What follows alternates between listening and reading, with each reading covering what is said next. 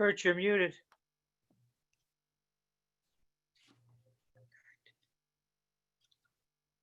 There we go. Yeah, I think Pam muted everybody, or I muted everybody. We back? Yes, and we're recording this session. Yeah, I heard that come up too.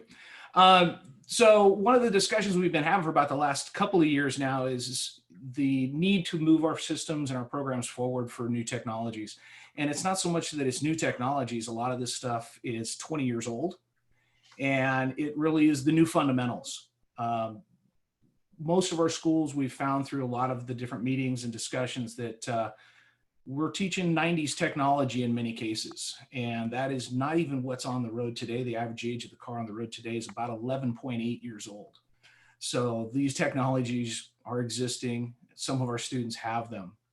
So that's what spurned all this stuff. About last October, November, a very basic skeleton of PowerPoint presentations was put together that people could build out from.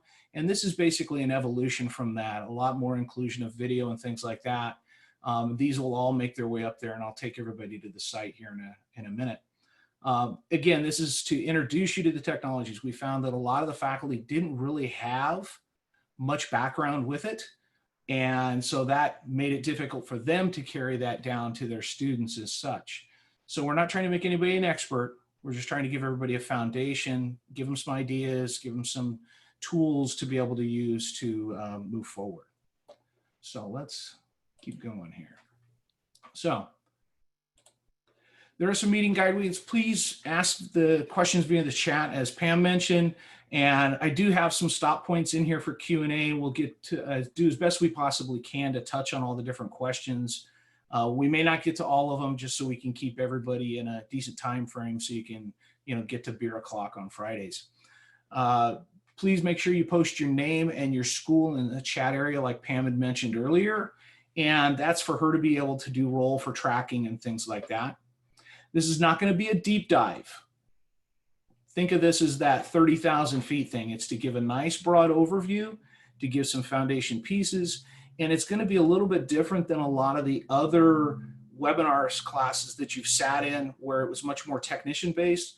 This is more of a faculty train the trainer thing. So I'm hoping to be able to convey some ideas of what I was thinking as these things were being put together, of how you could take them into a classroom, share them with students, things like that. It's not intended to certify anyone. We need to keep the mindset that we've all experienced as airbags came out, as EVs and hybrid vehicles came out. The only people that can certify at this point in time is the manufacturer themselves. So we're not trying to take it to that level. We shouldn't promote it as that. The PowerPoint itself, it is in widescreen. So you may have to adjust your window a little bit to be able to see everything on the screen. It makes it easier to see all the materials up there when it's on a widescreen versus the smaller screen.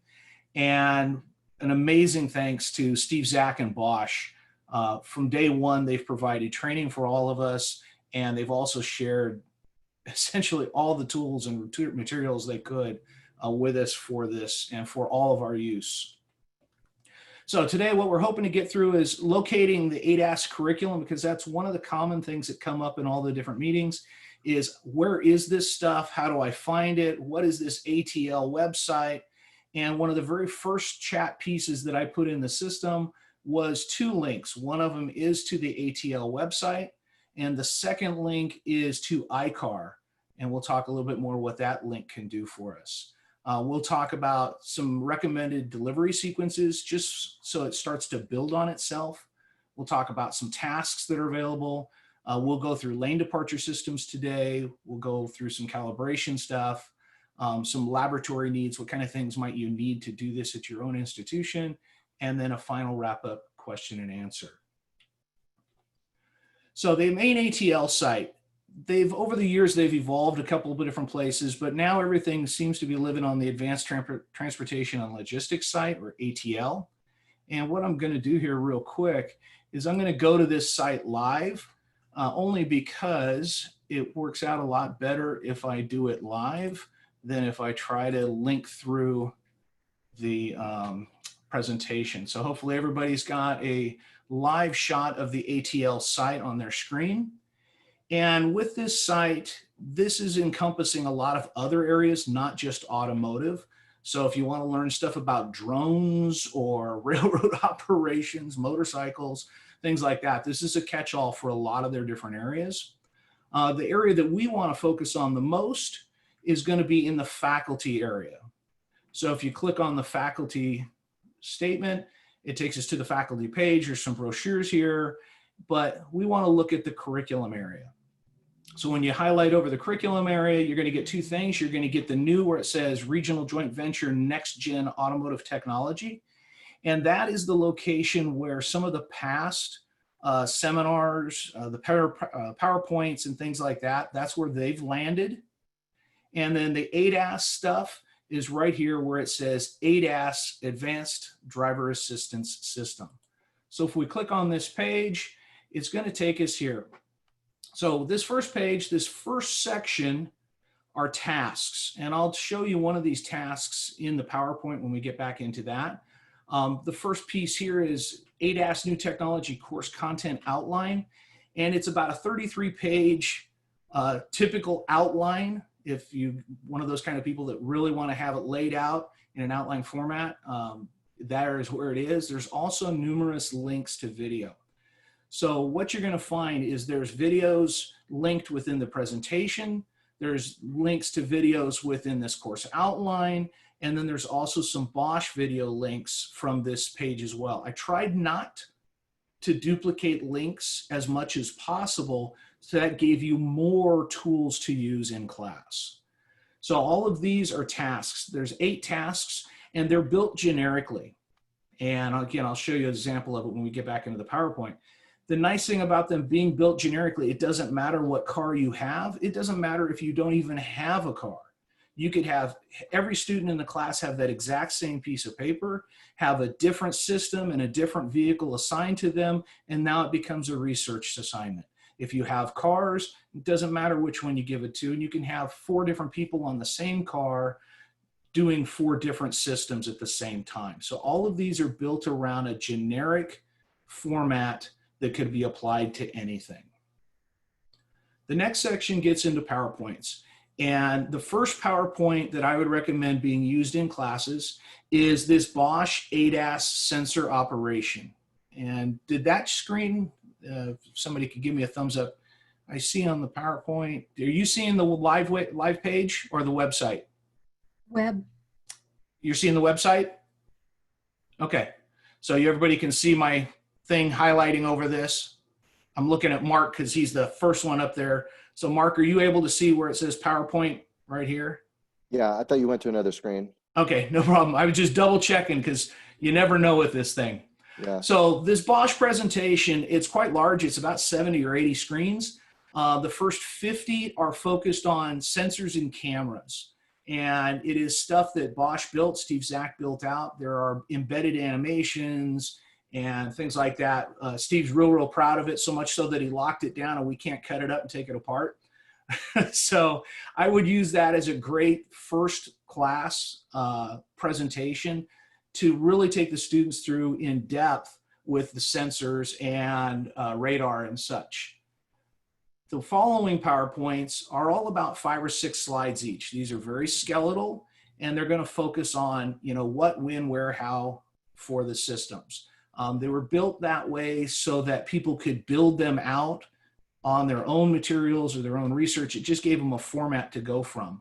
The PowerPoint that we're going to talk about today is basically based on this, but it's enhanced. And the PowerPoints today, along with all of the slide notes, will make it up to this area in the ATL site in the near future. I don't know what that timeline is going to be. Product data sheets. These are PDFs. These are basically the white pages for the various radar sensors, cameras, etc. from Bosch. So if that engineering need in you has to come out, you can actually go into these areas, pull down these white pages, and it will tell you what that frequency is on a mid-range radar sensor. Again, that's drilling down to a specific Bosch sensor, and we don't really want to get that detailed it's a lot better just to kind of stay a little bit more on the generic side. Bosch has multiple ADAS videos up here. Some of these videos also include calibration processes. They're a little bit older and they tend to be just focused on the Bosch stuff, but hey, it's still great materials. You also have some of their camera calibration training, things like that available, some specific stuff for Ford and Honda. They get into some Hyundai for LWS and ADAS stuff. Mazda, Subaru, they have some stuff on their new scan tools, some of their testing procedures, training materials for Bosch scan tools, and then they've even got some of their volumetric efficiency training up there as well. So there is an immense amount of materials up here, open to download. They are free for your use. That's why they're there.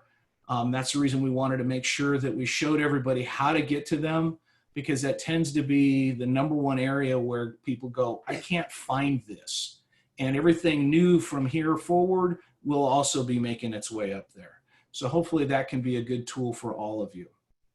So let me go back to the PowerPoint here. Hey, Kurt, Yes. who created this ATL? This whole Say site? that again. Who created this whole site? It's Pam's group. Wow. Thank you. That's the professional website for my sector and all the areas in our sector, and all of the latest curriculum and updates on COVID are on there as well. And actually, I've been in there before too, because I downloaded a bunch of videos of the calibrations and stuff. Yeah, thank you. Good. So hopefully we're back to our PowerPoint, and on your screen it says recommended sequence. And I'm going to ask Mark again because he's the picture I can see. Thumbs up. Everybody can see that one? All right, thank you. Mark, you're just the first picture that comes up. That's the reason I keep coming back to you. So my recommended sequence, start with that Bosch ADAS sensor PowerPoint, because it is very in-depth. It's a lot deeper than the session I'll go with you for next week. Again, you can use any of these the way you want to, but the Bosch one, you can't take it apart. The first 50 slides are going to be the cameras, the sensors, radar, etc. That's a great place to start, because what I feel is if you give them that foundation information about the cameras and sensors to begin with, that'll save you a lot more time as you talk about system specific, because they kind of cross over all the different areas as you're into there. And he also goes into the different ADAS system operations after the sensor section, and there's even a little bit on calibration in there as well. So this gives a good foundation point to go from. The next thing I would look at is there is a brief PowerPoint up there. It says Introduction to Advanced Driver Assistance Systems. And that's all it is. It's a brief introduction, but it is a ton of video links for the different systems. So again, it's another point of information to be able to use in the stuff. Kurt? And then when I start, go ahead. Yeah, I don't know if you mean to show this slide. We're seeing the presenter view with your presentation notes. Not Oh, are you? That's even better. But yeah, let me get out of that one just so it doesn't confuse you, because it confuses me otherwise. Let's see here.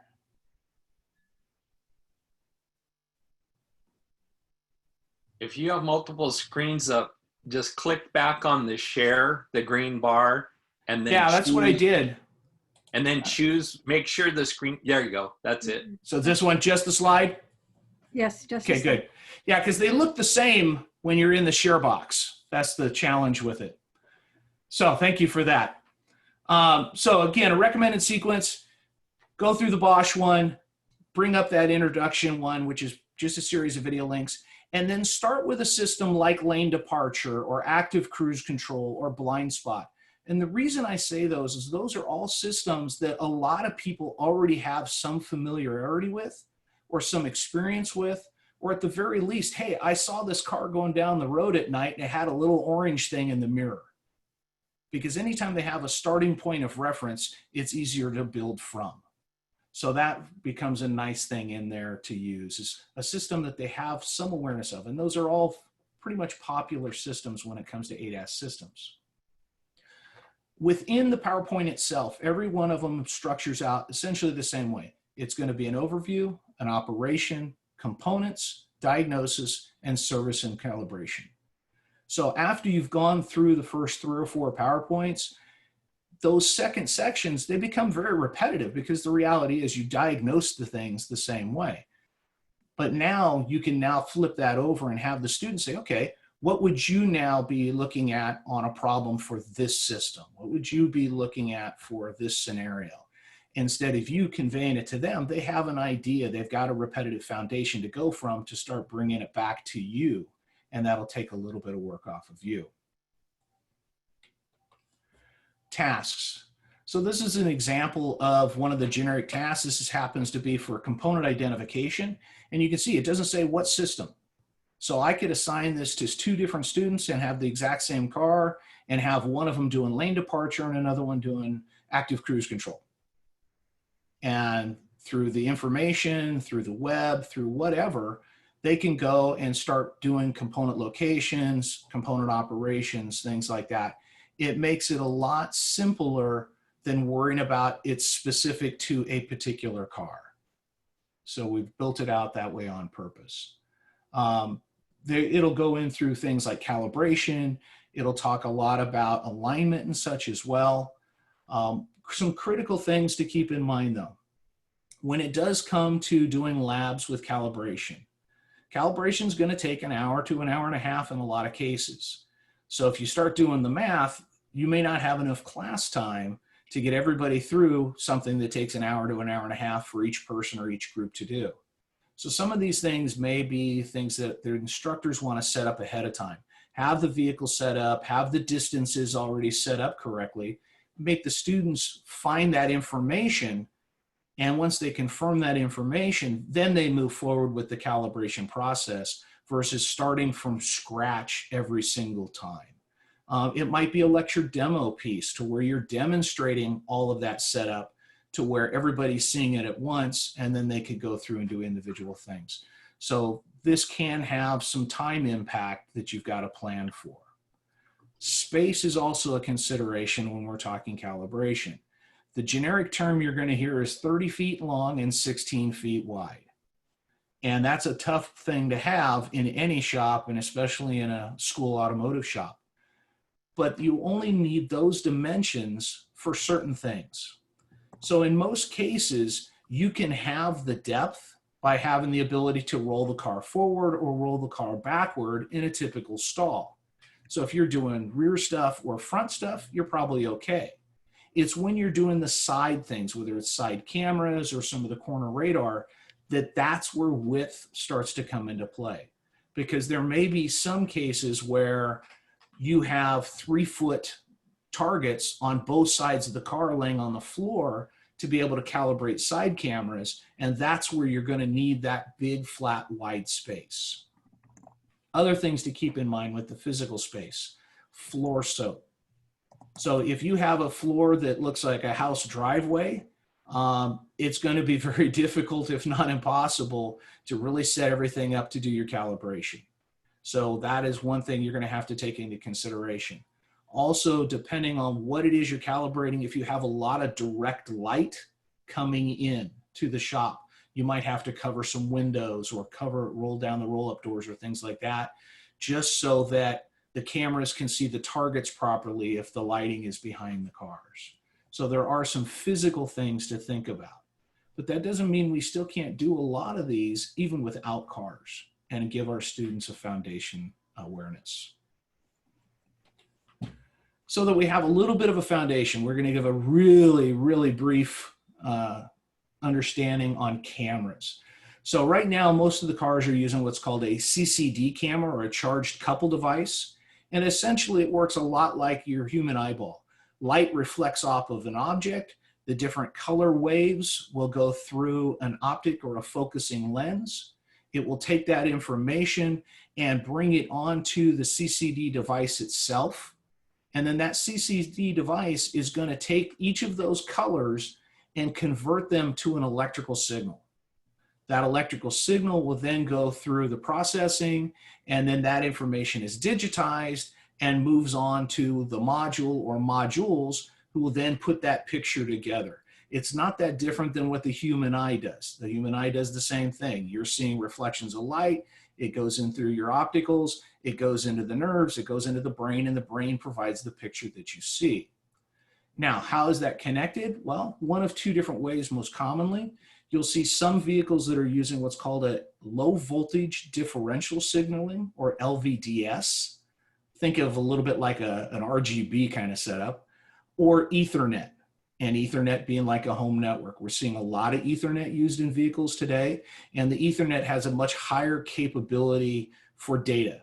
And because we want these cameras to work at a high rate, high accuracy, and high speed, we need to be able to move more data, so we'll be dealing with Ethernet in those cases. And that's really the crash course for cameras. We'll go deeper into that next week. The crash course for radar sensors, very similar. There's two different kinds of radar. You have active radar and passive radar. Active radar basically means it's going to send a signal out, it's going to hit something, it's going to bounce back, and then it's going to calculate time, angle, frequency change, and give an idea of where that object is in reference to that sensor. Passive radar is a radar that only receives a signal sent by something else. So with cars, we're using active, not passive. There's two main transmission types.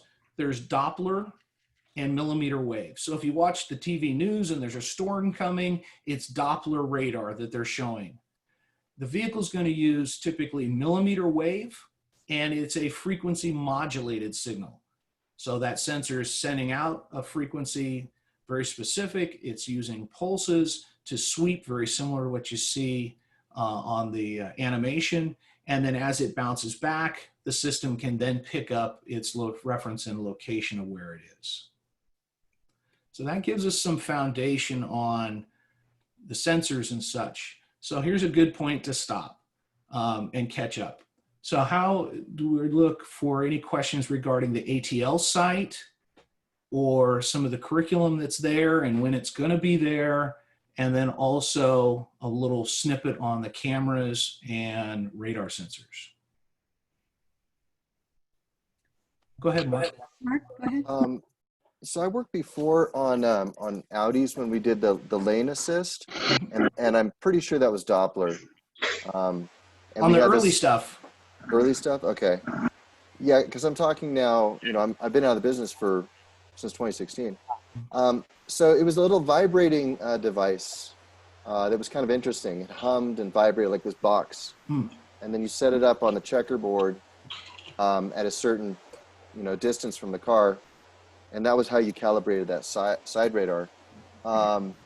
Millimeter, I've heard of it, but I'm not sure how, because it seems like they're both sending out a signal, right? They're both sending out a signal. The millimeter just seems to be a tighter wave and a varying frequency, whereas the Doppler is much more of a fixed. So a lot of the time when you're watching the TV news, they talk about their special storm truck going out there with its Doppler radar, and it shows the little sweep and all that kind of stuff. Mm-hmm. The millimeter is much more focused, more defined, more refined. Okay, thank you. Is there any others in the? There's none in the chat box. Okay.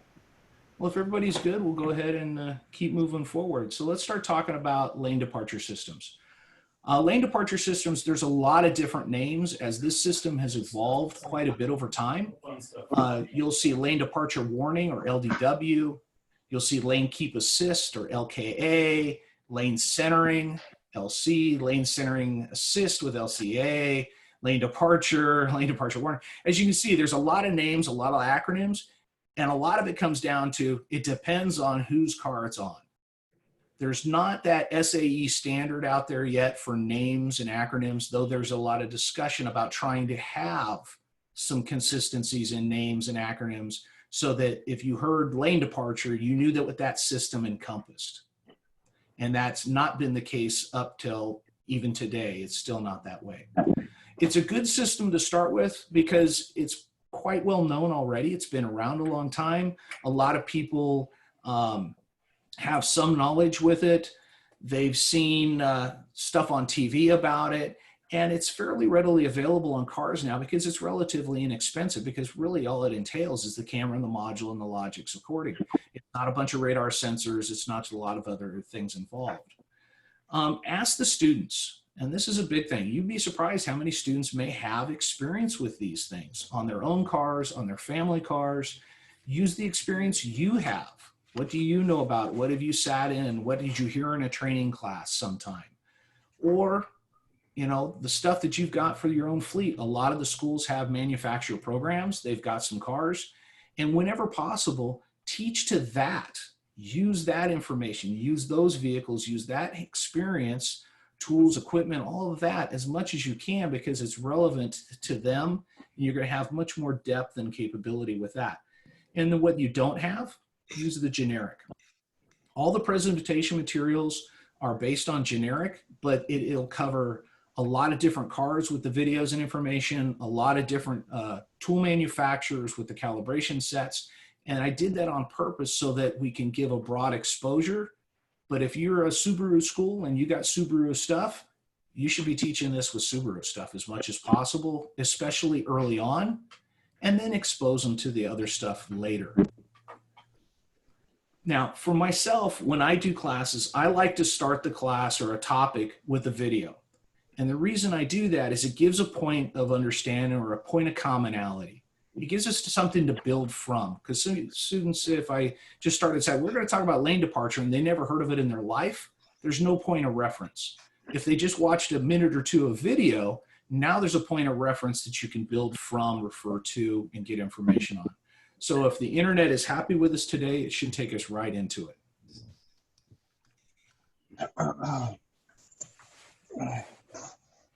Lane departure warning systems track a vehicle's position within a lane, usually with a camera mounted on or near the rearview mirror. If the system determines a vehicle has or will inadvertently stray out of the lane, it alerts the driver. Most systems consider the movement unintentional if the driver doesn't use the turn signal. Alerts vary and may include a sound, a vibrating seat or steering wheel, and a visual warning. Lane departure prevention systems help direct a vehicle back into the lane through light steering or braking. So the nice thing about those videos is now the students, even if they've never heard of it before, never seen it before, have no point of reference, they now have some point of reference that we can build from. So now we can go and start in and say, okay, what is a lane departure system? Hey, it's a system designed to assist or warn a driver when they start moving out of their marked lanes. And why would that be beneficial? What would be the advantage of having those kinds of a system? It's safety. And it's not that anybody's distracted anymore, but you know, for the few that are, maybe it keeps us out of an accident or two. What kind of benefits do we get from these kinds of systems? Well, I'm going to have fewer accidents. I'm going to have fewer injuries. I'm going to have fewer deaths. It's going to help me on my steps towards autonomous vehicles. And in the big picture, it helps with traffic flow. If people aren't getting into wrecks, the traffic goes faster. They create more space. And then how does this system work? Well, it's using cameras. It's using cameras and then the combination of electronically controlled systems that can now recognize, it can react, it can provide a passive warning, whether it's an audio or a visual or a haptic feedback. Retirement accounts, like your 401k. Somebody can mute their mics there. And then it could be an active system, a system that's actually going to intervene and recorrect the vehicle with brakes or with steering. So now we've got an idea of what it does, why we have it, and then we can start going deeper into what's going on with these systems. And these systems have evolved a lot. And you can start out with, hey, the Bosch materials that we talked about regarding cameras, regarding sensors. Well, how did that work? And see what the students can bring back into that conversation. And what they can't, fill in for them. And again, that's building that participation in both directions. Discuss how the driver might be notified. You know, are they just seeing a light in the instrument cluster? Maybe they've got heads-up display. What kind of sounds might they hear? Would they get a vibration in a steering wheel or a vibration in their seat? So what kind of things are going to tell them that, hey, you're starting to drift in that lane? What part does the turn signals play in lane departure systems? Because if I turn the turn signal on, it's the lane departure system kind of ignores the lane markings at that point. It knows I want to change lanes. If I don't turn the turn signal on and I start to get to the lines, now it's going to remind me. These systems have evolved. Now, some of the early systems, which was a lane centering, they tended to have a little bit of a ping pong effect. These were one of the early systems that actually had a steering correction. So it might kind of weave back and forth in the lane as you're going down the highway or down the road. Well, what if there was a cop behind you while your car is playing ping pong inside the lanes? Could that bring up a situation where they think you might be drunk driving? Something to think about. Normal operation for the system, but it could be interpreted by others as another issue. The earliest systems, they just notified. And some of them, in some cases, if you're in the right-hand lane, say going on a freeway and there's an off-ramp, that white line disappears on the right side. The cameras know, hey, I'm supposed to see 2 white lines, and all of a sudden it loses a white line. It's going to start giving feedback to the driver saying, hey, you're weaving out of your lane, make a correction. Then it finally sees the line on the other side of the off-ramp and goes, oh, it's okay, never mind. Newer systems have evolved past that, and they recognize that more readily, but it is still something that's out there. And having that awareness, that's a totally normal operation. There's nothing you can do to fix that. How do you correct it? You educate the customer. Those are the kind of things that we can bring into the student as a better point of understanding on what these systems are going to do, how they're going to do it, and things that they might do in their normal activation and operation.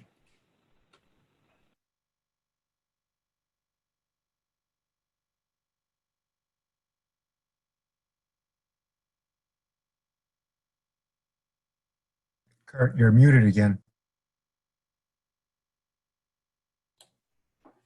Yeah, I don't know. Pam might be muting by accident on people coming in, so hopefully I'm back now. The system itself, this is going to be, again, that high-level generic. Different cars are going to have different specifics. So if you're an expert with Audi or Volkswagen or Toyota, different names, maybe different components. But again, we're talking generic in the big picture. If I've got manufacturer stuff, I want to use that in my class as much as possible. So we can look at and say, hey, we've got a camera or cameras in some cases. Where are the modules? And in many cases, the camera itself has a module, but that camera is not turning the steering to correct. It's conveying that information to another module who's going to interact with the steering system to then make corrections. So getting the students to understand that this isn't a siloed system. This is a system that's using the entire vehicle. And that's always been a challenge for us because we teach a brakes class, we teach a suspensions class, we teach an engines class, and we don't always talk about how they all integrate together. These systems integrate together. So it's brakes, it's steering, it's cameras, it's body electronics. All of these things are coming into play all at the same time. So conveying that information to the students becomes important. And then again, asking them, what other systems, what other components might be involved in this?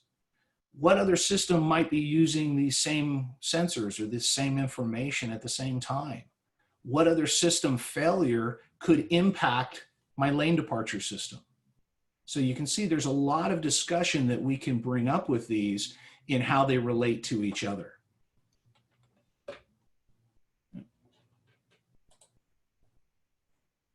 Just waiting for my computer to catch up. Kurt, here. can I say something? Yeah, go ahead, Mark. Hey, so when I was trained on that stuff a few years ago, I learned a lot about it. But you don't get to really absorb the technology unless you drive a car long term. So I did buy a car with has the camera, it's got the radar in the front and the sides. It's actually loaded, and I've learned a lot from driving a car like that has all the sensors and things, And the one thing I was going to say is another variable is there's always going to be driver override too. Mhm. So my car, when it went a deep exit lane, they didn't paint the line straight, or even if it's just a regular exit lane, my car sometimes wants to take off, and I almost have to fight it.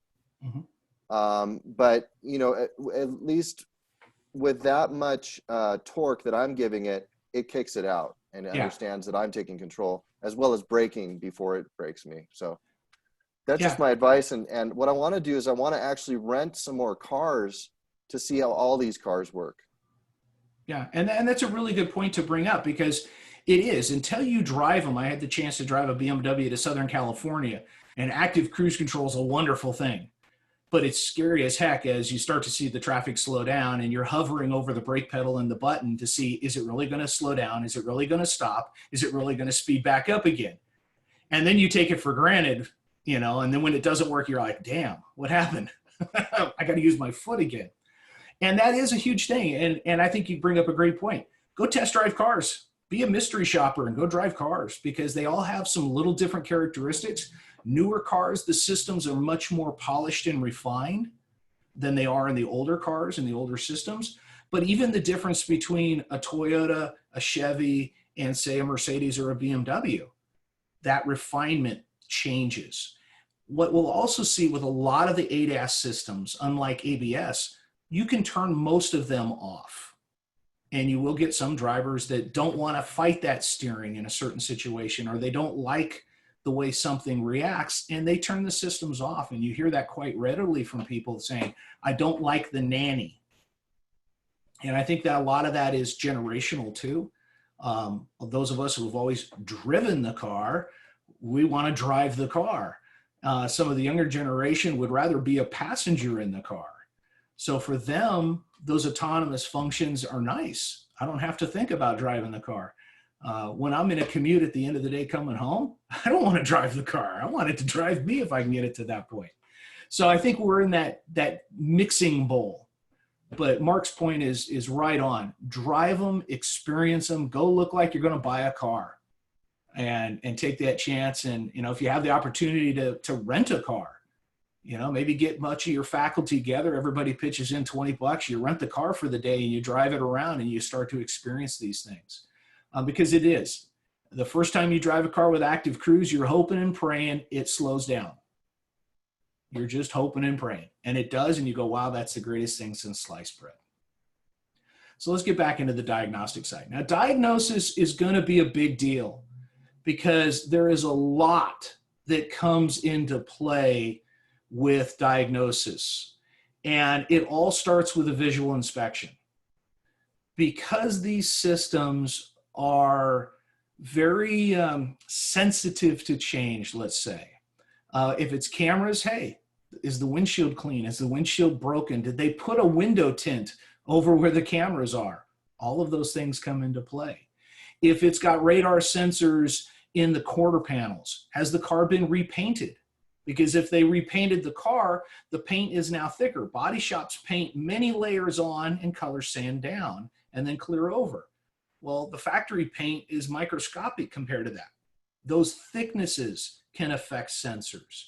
Some of the sensors are actually in the bumper skins themselves. So Mercedes mounts a radar sensor in the bumper cover. Well, what if they have an aftermarket bumper cover and it's a thicker plastic? Now you've muffled that a little bit. That could affect it. What about the clear wraps? A lot of people are putting clear wraps on the cars for paint protection. That extra thicknesses, maybe it affects the sensor. My buddy here on the blue BMW on the picture, what's height change going to do to the car? You raise it, you lower it, you put a bunch of junk in the trunk. All of a sudden, where that camera is looking is not where it's supposed to be looking. So getting the students to understand that the visual inspection is super critical. Is it at the right heights? Does it have signs of damage? Has it been modified? Does it have non-factory parts? All come into play. This is also a time where we probably need to start teaching our students a little bit about how to recognize body repair and paint reconditioning and things like that. So that, is the thick paint causing an issue for my sensor? Is the aftermarket windshield causing an issue for my sensor? And believe me, right now, we're talking about it from a technician standpoint. The body shops are really getting slammed with this because they're having to fix these cars and they're finding out, oh yeah, you put too much paint on it, now it doesn't work. Now you got to repaint the fender. Or that aftermarket part has a different density than the factory part and they've got to replace it. Mark, go ahead.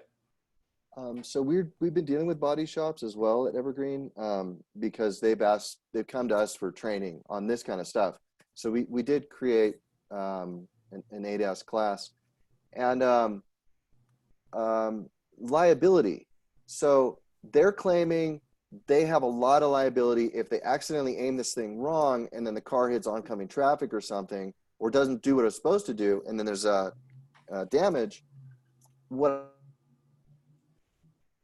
I'm wondering also, okay, so we know the liability there. What is the liability with other shops, like repair shops? Even I don't even know if there's data on that. Okay. It's the same, and that's the big issue because, I mean, let's be realistic. We've had ADAS on cars since the early 2000s. Some of the early systems were in the early 2000s. So this isn't new. It's just that there wasn't a lot of them at the time. And the repair procedures and things like that, they just didn't always take it into consideration. But now, because you can't buy a new Toyota from like 2019 on that doesn't have a fair amount of ADAS, and I think it's by 2021 or 2022, there's mandatory going to be a couple of systems of ADAS. A lot of people think it's going to be emergency braking and things like that, that's in play. And so that discussion's all over the place in regards to liability. Hey, you have a tire and brake shop and you do a four-wheel alignment, but you don't recalibrate, and they go out and they get in an accident. The manufacturer's materials, they don't say, well, you don't have to calibrate if you didn't change thrust. They say, if you did an alignment, you have to recalibrate. They could be held liable. So that liability question's huge, and we come right down to it. The only people that officially could check that box is the guys working in the dealership who went out, had the factory training, have the factory tools and all that kind of stuff. And if they screw up, at least their liability is a little less because that technician was officially trained and it's using the factory tool. And now the manufacturer's in play a little bit more than Billy Bob's bait tackle and, ADAS calibration. So this is a big issue. And it's really important that the students understand it's that important. For how many years were alignments being done and they didn't calibrate the steering angle sensor? And that's where you're at right now. I sat in a hunter class not long ago and they had 50 people in there and they were talking about ADAS. And when they asked how many people are calibrating ADAS, 2 hands went up. And those 2 guys worked for a specialty shop that did nothing but ADAS calibration. Everybody else in the room, they didn't do them at all. They didn't do any calibration at all. But yet they were doing alignments and oftentimes they were changing thrust. So this is an issue. So aftermarket scan tools with ADAS are going to be the same issues that where aftermarket scan tools are with engine management and everything else. Some tools are going to be really good and very thorough. Some tools may not be so good and may not be as thorough. The factory tools should be able to take care of all the calibration needs. iCar has some very good information. We'll talk more about that. Setting up a good diagnostic process. And this is not just an ADAS thing. This is an every system thing. Duplicating that complaint. Is it even broken? They have to know enough. How does that system work to decide it's not working? Checking information. Checking for fault codes. Looking at data streams. Looking at data streams is going to be a bigger and bigger part of what technicians do in the future, especially when you get into EVs. EVs don't have to be OBD2 compliant. They could be just data stream. They could be Excel spreadsheets with PID data, and you've got to go figure it out. And don't be surprised if we see that more and more, even though the manufacturers can take the time and convert it over if they want to. They don't have to. So do you know that system operation? That's a critical piece. Following those manufacturer steps. Don't skip, don't assume. This is a huge thing that we can't do. And I just noticed in the chat when Jaime posted up windshield replacement. Yeah, the glass companies are spending millions to equip their trucks to have the correct pieces to do the camera calibration when they do a windshield. They're also discovering a lot of the aftermarket windshields, you can't use them and have things calibrate correctly. They've got to go get the factory glass. So that becomes a part of it. So following that troubleshooting information, confirming the basics, you know, even if I don't have any information, that module, that radar or that camera, it has to have power. It has to have ground. It's going to have some sort of communication coming out of it, whether it's a CAN bus, an Ethernet, an LVDS, whatever, it's going to have a signal coming out of it. Can I confirm those things? If I got power and ground and a signal, at least it's working. It may not be working correctly, but it's functioning. But if I don't have power and ground, I need to address that first and foremost. Modified vehicles. So our favorite blue BMW on the page there, that's going to be an ADAS nightmare. Because when you go to calibrate an ADAS car, it's not just a ride height situation, it's also correct weighting. They want to have a certain amount of tank, fuel in the tank, a certain amount of weight in the driver's seat. It's not that different than a lot of alignments nowadays where you're bagging a vehicle to get the correct heights. And it's all because we want to think of that sensor or that camera is a cone. It's a cone that's going outward, and that cone is going to have an ever-growing surface as it goes farther away from the vehicle. If you're off a little bit at the front, by the time you get 50, 100 yards out, it's substantially off. It's recognizing cars that it shouldn't be recognizing and missing cars or the items that it should be. So modifications become a problem. And one that people don't realize is driving conditions. So with cameras, it's a lot like your human eyeball. If you look into the sun, you don't see very well. If you look into a light bulb, you don't see very well because there's so many of the light color spectrum coming into your eye at the same time or coming into the camera at the same time, it turns white. So if the camera can't see and you can't see, that's not a fault in the camera. So a lot of these cars, you come up over a hill and you're looking right into the sun, lane departure might not work because the camera can't see because it's being blinded by the light. So we want to think about those kinds of things as well, of the conditions. Is it heavy rain? Is it sleet? Is it snow? Is there a bunch of mud on the windshield because you went to Tahoe to go skiing? All of those things come into play. If you can't see, the camera can't see. Road markings are an issue. They're doing freeway work. They sandblasted some of the lines. They painted some new lines, and now that 4-lane highway has 27 lines. Some of the older cameras, they're just going to go crazy trying to figure out which lane's the right one.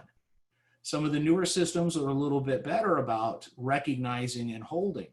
But that's also why here in California, you've seen the little road bumps start to go away, and you're seeing the bright white lines. And that's actually a federal transportation thing that's going across the country. They're already starting to do things on the infrastructure side to support autonomous and semi-autonomous vehicles by having those standardizations. I'm seeing road signs where I live where the speed limit sign now has a bright orange border box around it. Why? Because cameras can see it better. It becomes more recognizable. So all of these things come into play. So if I'm teaching my class in the lab, hey, I'm putting more emphasis on really getting to use that scan tool for more than just, hey, here's the fault code. How do I get to the data streams? How do I make that change? Have somebody walk in front of the sensor, have somebody walk in front of a camera, whatever. How do I make that change so that I just start to understand what's happening? Doing a lot of electrical testing. It's meters, it's oscilloscopes, it's visual inspections, along with going through the process of the calibrations and such. And I see there's quite a few questions coming up, and we'll hit those here in a little bit. We'll back up into those. So again, if you remember anything from this, weather conditions, and if you can't see, the car can't see. Calibration. Now this is where there's a lot of variance. Some cars are going to use mechanical targeting for calibrating systems, but it may not be every system on the vehicle. So some systems might be mechanical, some systems might be an automatic calibration where you put them into a calibration mode and you drive them a very specific way in specific conditions and it self-learns. What they're finding though is finding those conditions and those situations is becoming very, very difficult, and they can't get the cars to calibrate. So now you're starting to see newer systems evolve back to being mechanical, because at least in the shop environment, they can get the calibration parameters and calibrate it and not have to drive it, or the driving becomes a lesser part of the learning cycle, whereas previously it might have been all of the learning cycle. And this is a great area because there is a ton of videos. If you just Google search or you go into YouTube and start searching ADAS calibration, you're going to find a ton of information from Autel and Bosch and others. Motor Age, about a month ago, did a really good seminar on ADAS, and they also included a calibration process. So you can Google Motor Age ADAS on YouTube and it'll bring it up. I've got the link also buried into the slide notes on the presentation, but it does take a couple hours. Kurt, Yes. are you using Electude? I haven't been, and I did see there's a ton of videos up in there in the Motor Age or the Motor something or other. Yeah. And I pulled those down, and I'm going to embed them into different things as well. Okay. Yeah. I'd like to check that out. Yeah. Well, because they're European, so Yeah. yeah. And they're not bad, and they're like a minute or two clip. So, you know, it's a nice wet their whistle and then be able to build from type of thing. You can bring them down. They're not hard to bring down. Or if you use Studio and Canvas, just screen record them. So when it comes to your equipment, if you're going to buy the equipment, you know, you're looking at about $20,000 to get in the door. And that's for the basic stuff. If you start doing more and more targets, trying to make it more of an advanced system to cover more vehicles, you start getting into that $25,000 range. Do you need all that? No.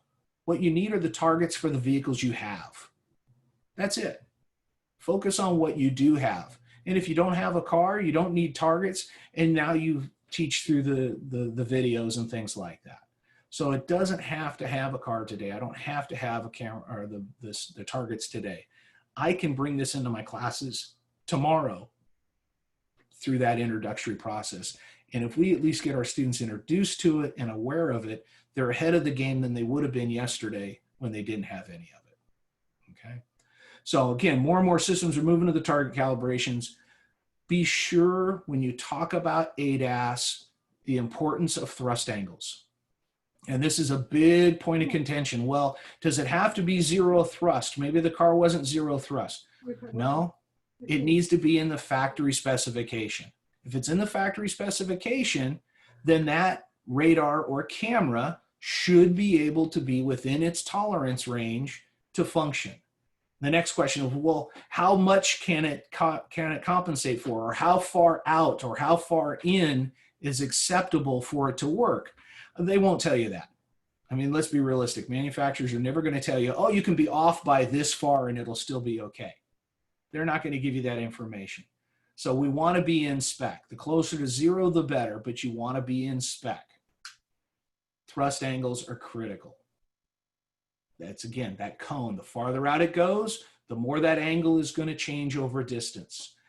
ICAR, which is the ASE-like for the collision side, they go a lot more into training and specifications than ASE does.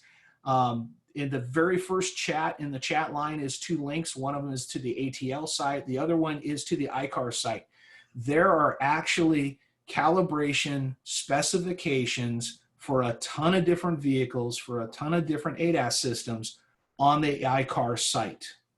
Look in the RTS area, and you will find a lot of information in ICAR for that.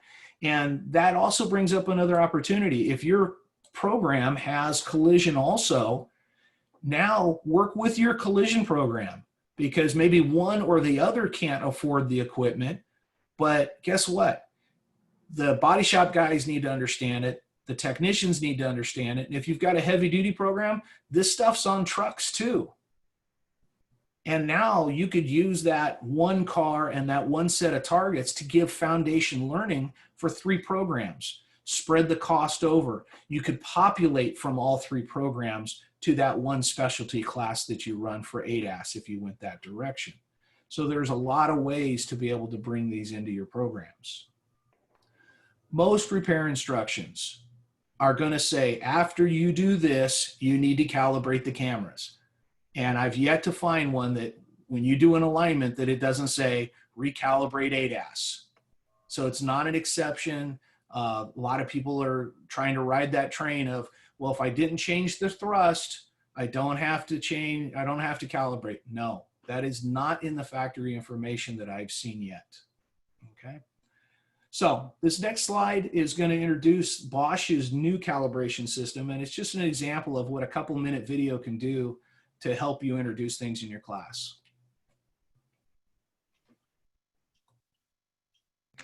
The Bosch DAS 3000 is the universal computer-based calibration and adjustment device for driver assistance systems.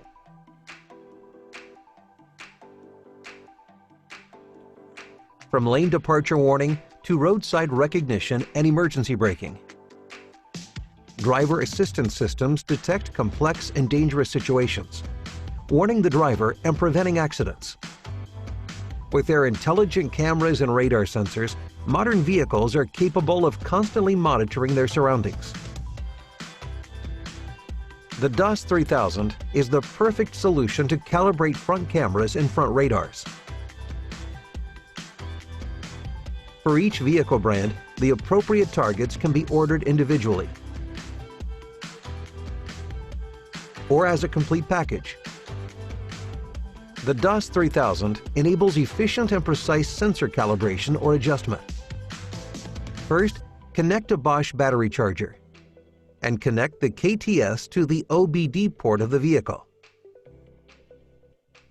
Then, start the diagnostic software, EasyTronic, on your laptop and start the automatic vehicle identification. Before beginning the front camera calibration, a system overview with trouble codes can be displayed. Select the Service Tasks tab, then Windshield Replacement, and note the measuring bay and vehicle setup prerequisites displayed. Since each vehicle requires vehicle-specific targets for the camera calibration, EasyTronic provides target selection and setup information for the DAS 3000. As described in the setup information for the Audi A4, fit the two adapters marked 1 in position A and mount the dual board calibration target. Center the target precisely after initial mounting. The dual board can be mounted at various heights and thus covers all vehicle types of the Volkswagen Group, including large vans. Then, mount the universal wheel clamps and boards to the rear wheels. Now, start the application Bosch ADAS positioning and choose the alignment process for front camera calibration. Select the reference point for the distance measurement. Place the distance measurement aid in the center of the front axle. When the distance target is successfully detected, go forward with the green arrow. Then remove the distance measurement aid from the field of view of the DAS 3000 camera. Switch to the measurement screen and enter the distance values provided by the setup instructions. Move the DAS 3000 to the exact position indicated. Thanks to the integrated cameras, the distance and the alignment towards the vehicle is measured digitally and displayed live in the software. With the precise millimeter and degree values for offset, distance, and rotation relative to the driving axis, positioning is much more efficient. When the DAS 3000 is precisely positioned relative to the car, switch back to the diagnostic software, EasyTronic. Enter the ride height values and continue the front camera calibration as described until completed successfully. Now it's time for the front radar. The vehicle-specific positioning information can also be found in EasyTronic. Oh, is this mine?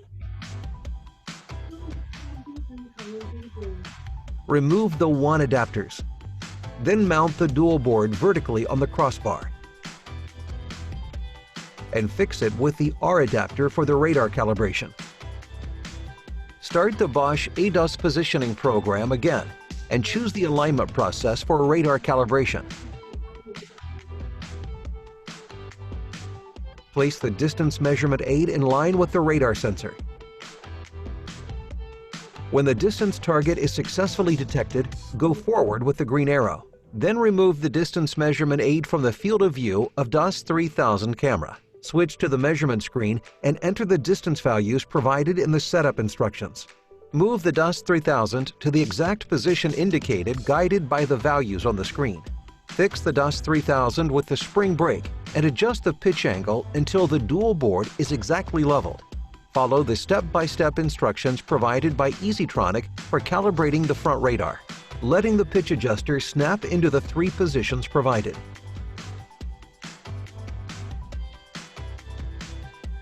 After a successful calibration of the first sensor, mount the dual board on the other side and repeat all the steps for the second sensor. Following the calibration procedure, the report can be displayed, printed, and attached to the order. The DAS 3000 is the efficient and safe solution to calibrate ADAS components. So we're not trying to promote Bosch or anybody invented else, but for life. what you can see is this is very typical of a lot of the videos you'll find out there for the different calibration units. That one happened to be Bosch. Autel has quite a few of them out there.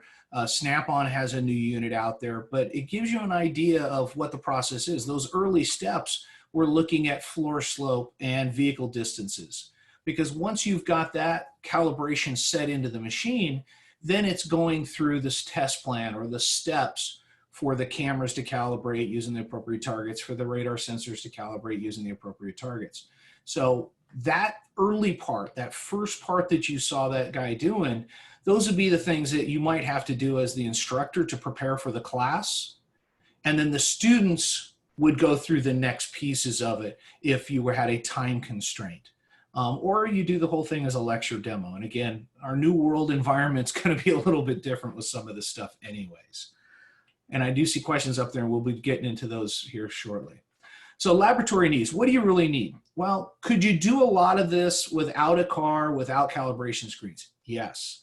You can introduce your students to ADAS tomorrow.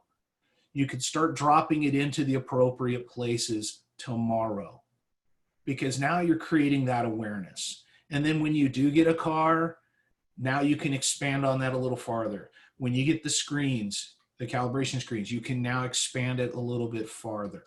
Then add a different car. So don't just have 3 of the same car, have 3 different cars as you're able to evolve and include new things. When it comes to the calibration equipment itself, there's a lot of different ones out there. Autel was one of the first ones that had it out and readily available.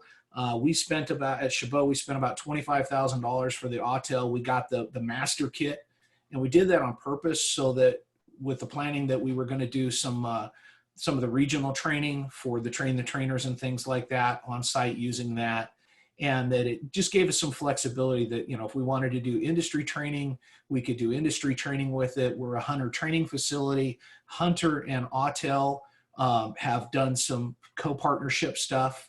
I know that answers one question, what works best with Hunter. Hunter's been working with Autel on stuff. But remember, you don't have to have, and that was an early misconception. A lot of people said, well, you had to have the car on the alignment rack when you did the calibrations. And that's really not true. Do your alignment, make sure your thrust is 0. If you take it and you put it in your flat bay that's not on an alignment rack and you get the car square, part of those first steps that you saw with that Bosch machine was them getting everything square to the vehicle, getting everything, you know, in line. So if you've got the car in line as best as you can, there's some targeting lasers on most of these that are going to key off the rear view mirror, off the rear emblem, off the front hood emblem, because believe it or not, those are on the center line of the vehicle. And so that helps make sure that you're aligning it true once you've confirmed that your thrust alignment is correct. So they don't have to be on the alignment machine, but it can speed things up. The industry guys have commented the downside is with being embedded in some of the Hunter stuff, now my alignment machine's tied up. So you did some of the first steps of the calibration connected to the Hunter machine. Then you go out and you're doing some of the dynamic steps in the process. Well, during that, the machine wasn't available, and then you had to come back and you finished up at the machine. So I don't know the Hunter materials enough to say, Maybe they could minimize that window, open another window, do an alignment, and then when that guy comes back, go back over to the other window. I can't comment on that. But again, calibration equipment is out there. I know Bosch has done some special pricing for schools, and they're real interested in working with schools to get scan tools, calibration equipment, whatever. And you can contact Pam directly. And I know she, in the past, not long ago, sent out some common price quotes. I think it was from Bosch and Autel or Bosch and Snap-on for calibration equipment. You're also going to need information access. Shop key, all data, OEM, whatever you can get your hands on. I would include iCar in that as being a good source of information. I was able to access some of the iCar stuff without any login or membership. It was available on the website. It just took a little bit of digging to find. So these are things that you can bring in fairly quickly. This is stuff that you should be discussing with your advisory committees, because their shops, if they're doing alignment work, this is something they should be bringing in. They should also be charging accordingly. That 1 hour alignment isn't 1 hour anymore. It might be 2 hours because they need to do the ADAS calibration. Well, they need to educate their customers on why that matters to them. Otherwise, that customer's going to go down the road. The ADAS may not work. And they're going to come back complaining and saying, well, I told you we needed to do that. Educate them up front. It's an easier sell. The industry is trying to educate customers on, hey, if you've got these systems also have maintenance requirements, the calibrations. And again, we're not qualifying, we're not certifying students in ADAS. We're trying to provide them information, knowledge, and experience. Only the manufacturers can certify. That's no different than SRS. That's no different than hybrid systems. That's no different than EVs. Recently, I heard that SAE is trying to work on some practical certifications similar to what they're doing with high voltage batteries and things like that. But again, that doesn't exist yet. If you want to be officially ADAS guy, you got to work at the dealer to get that training, and work with the body shops. Find that body shop nearby, and if they've got a crashed car and it busted up a radar sensor, hey, that'd be a great thing to bring back into the classroom and show to the students and stuff. So there's a lot of different ways to attack ADAS, whether it's bits and pieces in applicable classes or building a class that supports it. There's no right way, no wrong way. We just need to find a way to bring it in. And I know Mark had his hand up a minute ago, so I'll go ahead and jump to him. Yeah, actually, a different question now. I think it was asked of us by Honda Pact. How many training institutions are asked, like in advisories, to have this kind of training? Do they ask us in advisories, hey, I want you guys to train your students on radar aiming systems and stuff? I know at Chabot, we've been asked, and we've had a lot of discussion, which is the main reason I was able to buy the calibration equipment and the vehicle to start teaching it. It's because that was something that we recognized in industry. We brought it back to our advisory, and they said, yeah, it's real. We need to know this stuff. And how soon can you train my guys too? And we were asked by their answers. We were asked by the collision industry to do this, but not asked by the other repair industry. So yeah. They will be. The collision guys, it's more critical, just like the glass shops. It was really critical for them. The mechanical shops, I think it's starting to grow into them. And historically, the independent shops have been a little behind in the new technologies. They didn't readily adapt hybrid and EV repairs. They didn't readily adapt SRS repairs. They may repair a car, but it needs a module, and they send it to the dealer for programming. So there is a cost outlay to it. There's a space requirement to it. But if they're doing it and they're the only shop in that whole shop mall doing it, they're going to get work not just from their own work, but all the other shops too. It's a profit point, and there are businesses starting to do just calibration. Yeah, and with the certification too, that would make it better for shops to afford like that. That's a beautiful Bosch system. And then the certification would help that shop out, because now they could have a shield saying, we'll do those calibrations. Well, I had a conversation about a week ago, and I know there is a group that's working with a grant in SAE and things for new car technologies, and this is one of their next projects is ADAS. So trying to work with SAE on some requirements, not ASE, even though I've been told ASE is starting to talk with some of the manufacturers for recommendations on fundamental skills and knowledge to potentially create an ASE certification. But, it took them, 10, 12 years to do it for hybrid. So about the time that we're not driving cars anymore, they may have one for ADAS. So that's just my poke at ASE today. So SAE is more coming up with that's my train of thought. Practicals. They're trying to come up with some practical standards and certifications and stuff. Certifications, and those practical standards would then back up to what knowledge requirements would be needed, what kind of training requirements and stuff. Because right now there's a lot of places, you guys, we're just now starting to be able to come online with some of our ADAS stuff. There's a lot of places doing different things, but no consistency across the board. It's just like hybrid was 10 years ago. There's a lot of people doing a little bit of stuff, and then you get regions. Our region was one of the first regions in California to actually have somewhat of a common curriculum format for hybrid and EV training. And when we reviewed that a few years ago for another grant, all the schools were teaching still similar to what we built 10 years ago. I think ADAS is in that same spot. The stuff we're doing now is going to kind of be those foundation materials that give some commonality, and then the schools evolve from. So it's going to be interesting. So seminar schedule. These are the different topics. There's different, probably going to be a slightly different sequence because, again, it was 11 topics and we've got like 9 weeks to put it in. So some of these are going to get tripled up and such, but we will talk about all the topics. The last two are big. They'll probably be standalone on their own, the connected vehicles and vehicle programming, because those are big pieces and they fit right in with a lot of things we've been talking about going forward. But with that, let's go into Q&A, because I know there's a bunch in there. I think I touched a few as we went. So Pam, do you just want to read them or you want me to read through them? Kurt, why don't you go ahead and read through them, and I'll okay. Let me spin my way back up here. Give me 1 second. Those are just still intro people.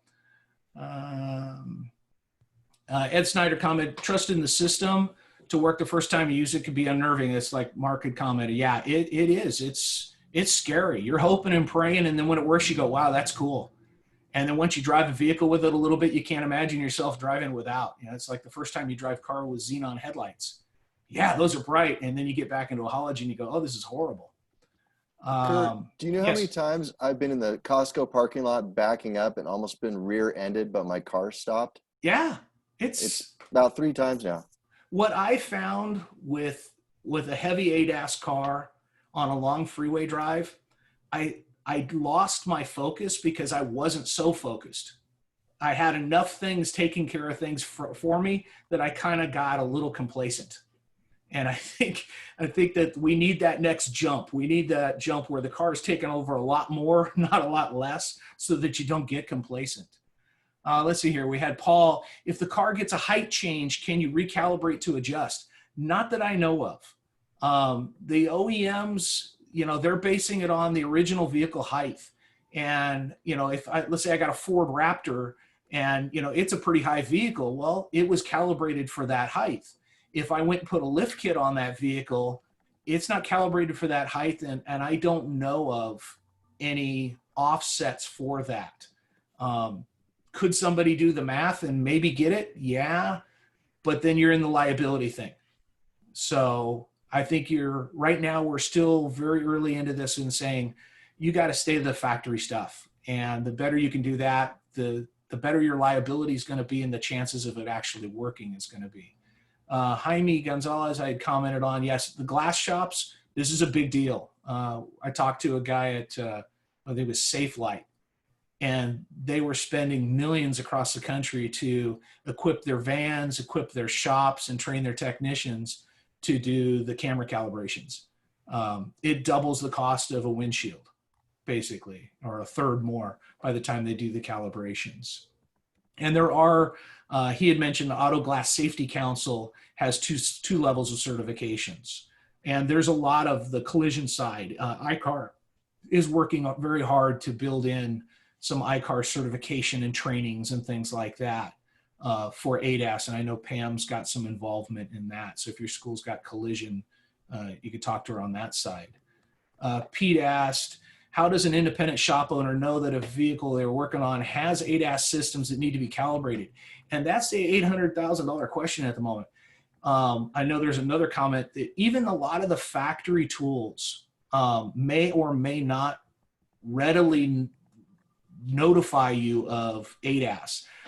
VIN numbers won't necessarily tell you that a vehicle has ADAS, but the scan tools typically will. They'll show up as another module depending on how that system reads and provides you the information.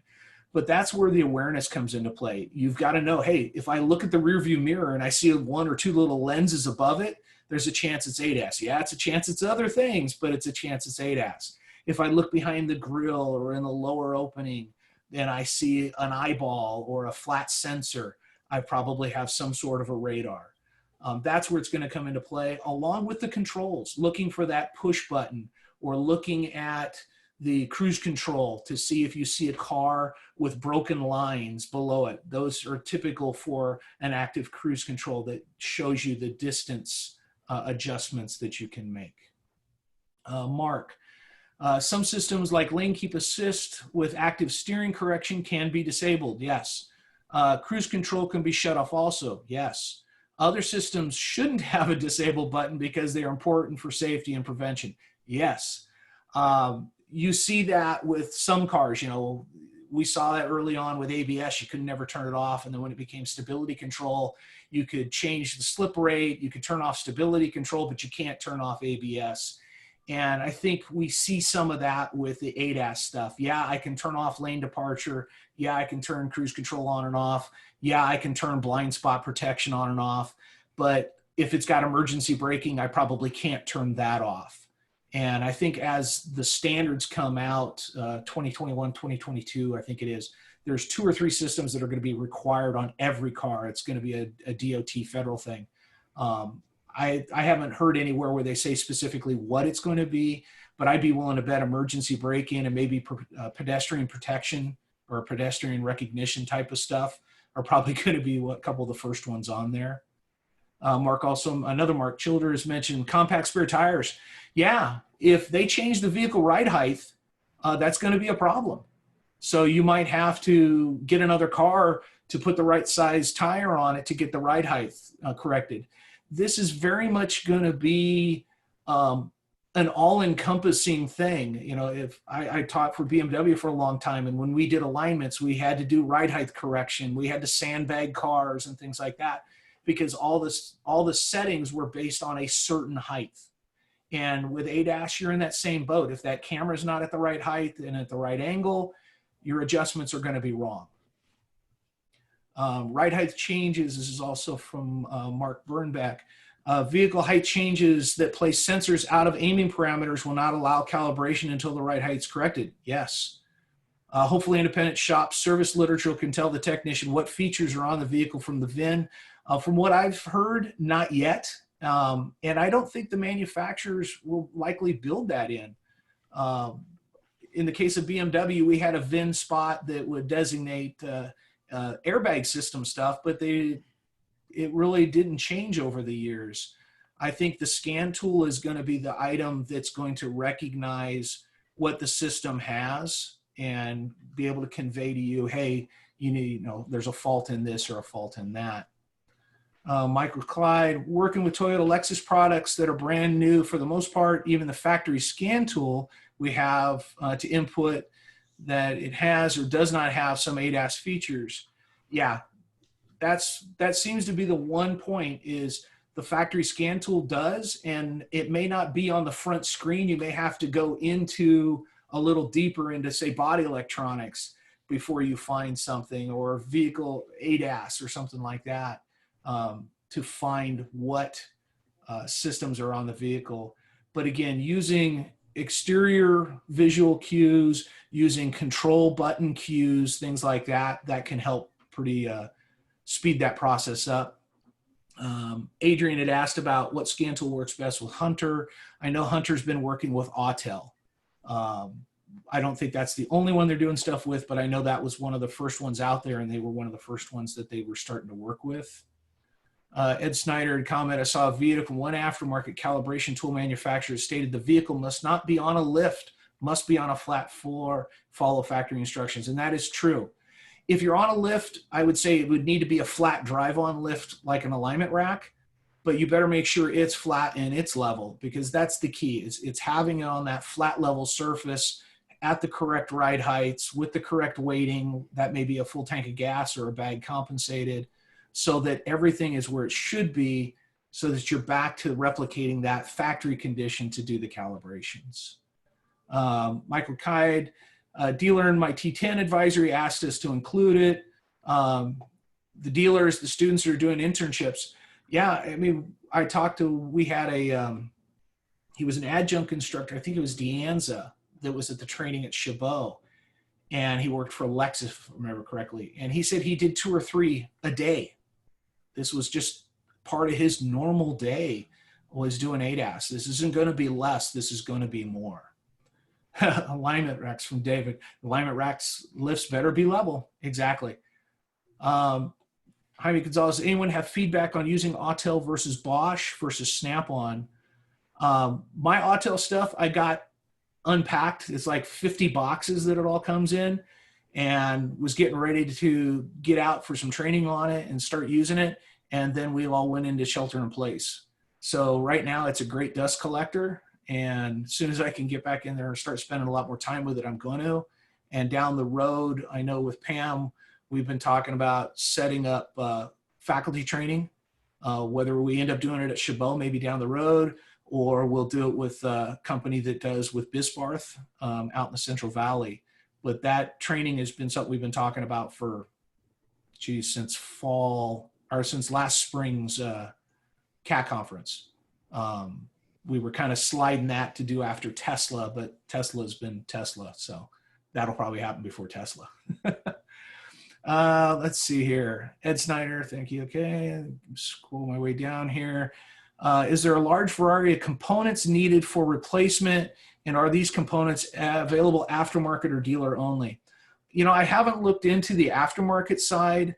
I would bet it's going to be the same thing that we saw with hybrid EV, SRS type stuff. It's going to be factory only for a while, and probably eventually will come over to the aftermarket. You might see like a World Pack or something like that be able to get it, because, you know, they're buying from the same Bosch vendor and things like that. What we're finding is there's really a lot of the stuff is off the shelf parts. You know, you've got Bosch, you've got Mobius, you've got Nippon Denso, things like that. They build them, and then the manufacturers use them. I don't know, and I may be completely wrong, I don't know if any particular manufacturer is making their own part, maybe Delphi for GM, but they're separate now too.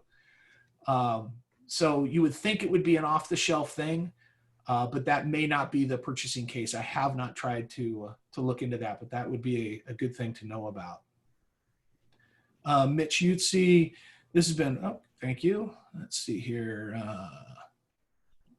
Yeah, full tank of gas, Ed comment. Yeah, and that goes back to the vehicle height situation, having the vehicle at the correct height.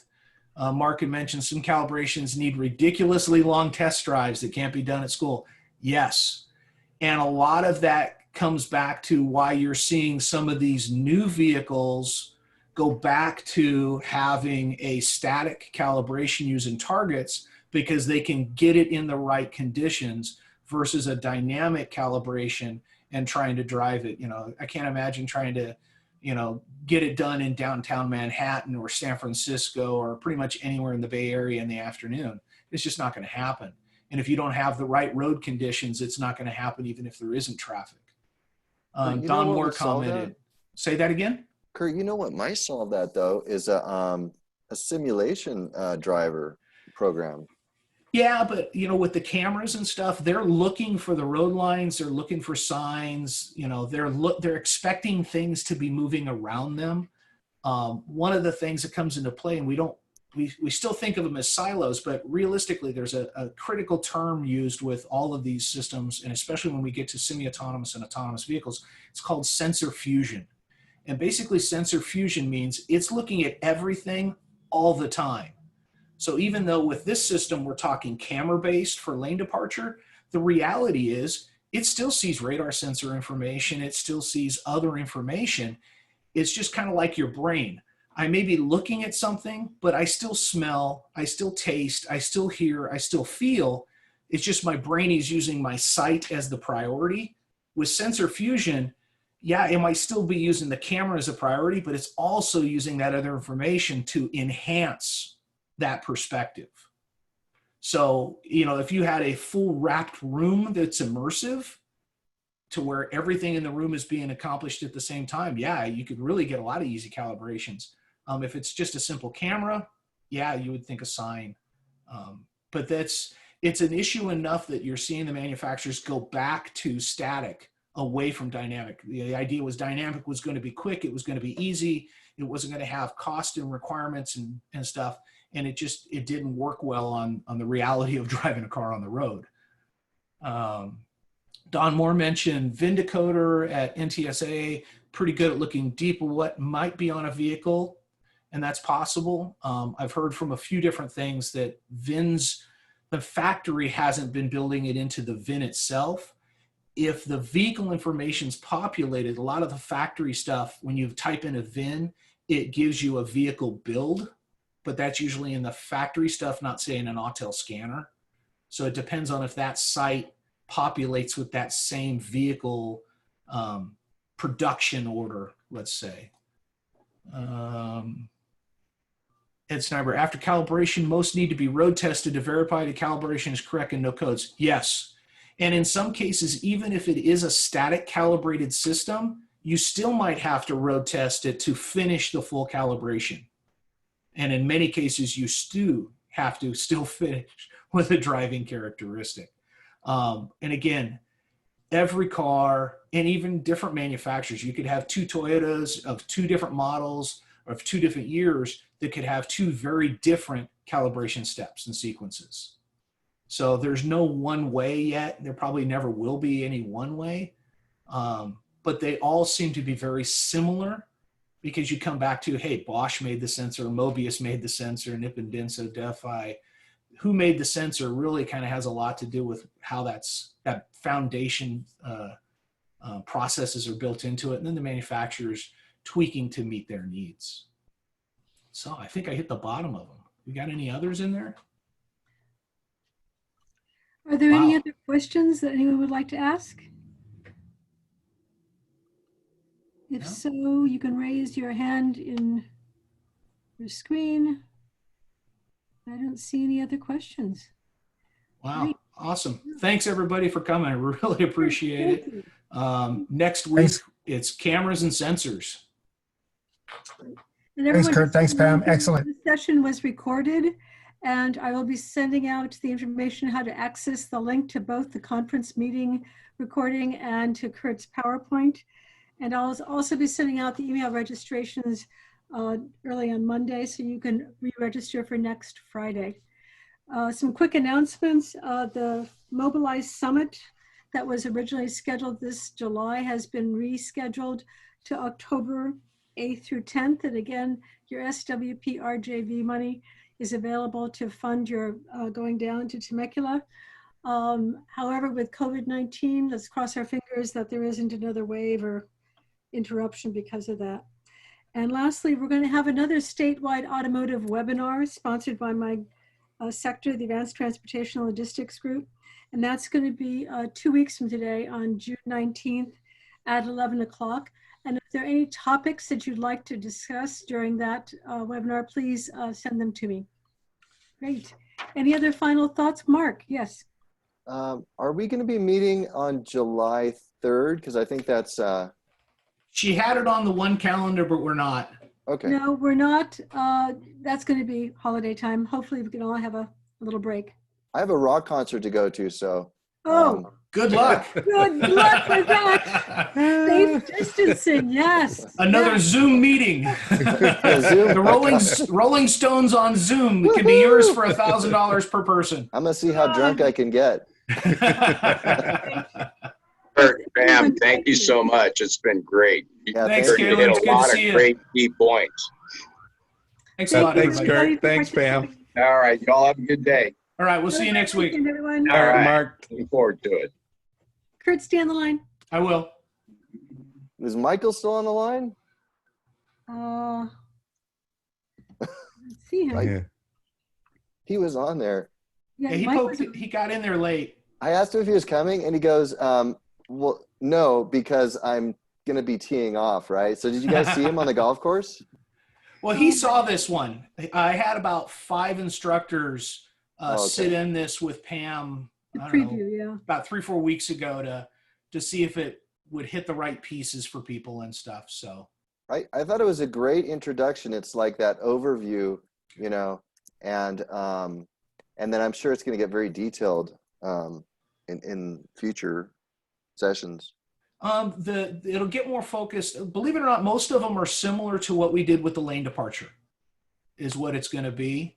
It's again that high level intro with some meat and potatoes in it, because what we're finding, the majority of the faculty, when we've talked to them, this is the first time they've heard of this stuff.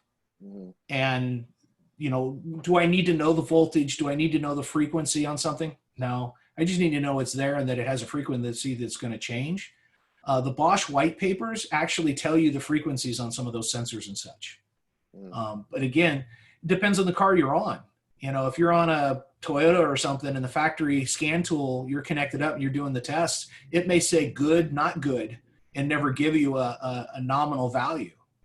Yeah. We see that with a lot of new factory stuff. You know, to me, it almost is like how before we had to learn how to use a torque wrench because we're calibrating the torque on that bolt. This is like using a torque wrench on the radar systems. You know, it has to be precise a certain way, and so it's people haven't seen this before. It's very foreign for me. The learning curve took a long time, even at the dealer. Yeah. And even, you know, it's funny is they don't send you to training on the stuff either. There's sometimes classes you can go to, but then you might not get signed up to go. I never did. I waited forever. And but I did it on the job. I learned all my training on the job. And so I got to see all the different systems. And by the way, we bought all the Honda stuff because we have packed.